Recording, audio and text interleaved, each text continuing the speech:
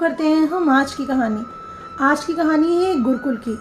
एक गुरुकुल जहाँ पर गुरुजी अपने सभी शिष्यों को शिक्षा दिया करते थे और सबको एक समान शिक्षा देते थे। एक बार गुरुजी अपने सभी शिष्यों को पढ़ा रहे थे, तब उन्होंने अपने एक शिष्य की तरफ देखा और समझ गए कि इसे कुछ समझ में नहीं आ रहा। उन्होंने उस शिष्य को अपने पास बुलाया और दोबारा समझाया और पूछा। उसे तब भी समझ में नहीं आया। उन्होंने कई बार उस शिष्य को समझाया और कई बार पूछा, लेकिन उसके कुछ भी समझ में नहीं आया।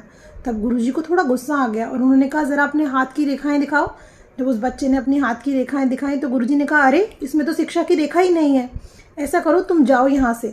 तब उस बच्चे ने पूछा कि गुरुजी ये शिक्षा की रेखा कैसी होती है। तभी गुरुजी ने एक बच्चे को उठाया और उसका हाथ दिखाते हुए बोले कि ऐसी होती है शिक्षा की रेखा। तभी उस बच्चे ने अपने बैग में रखा हुआ एक छुरी निकाली जो फल काटने के लिए यूज़ करता था और तुरंत वैसी ही रेखा अपने हाथ में खींच ली और उसका हाथ लहूलुहान हो गया। और उस बच्चे ने कहा, गुरुजी देखो मैंने अपने हाथ में रेखा खींच ली, क्या अब मैं आपसे पढ़ सकता हूँ।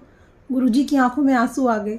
उन्होंने कहा कि बेटा, तुम्हें तो शिक्षा प्राप्त करने से कोई नहीं रोक सकता।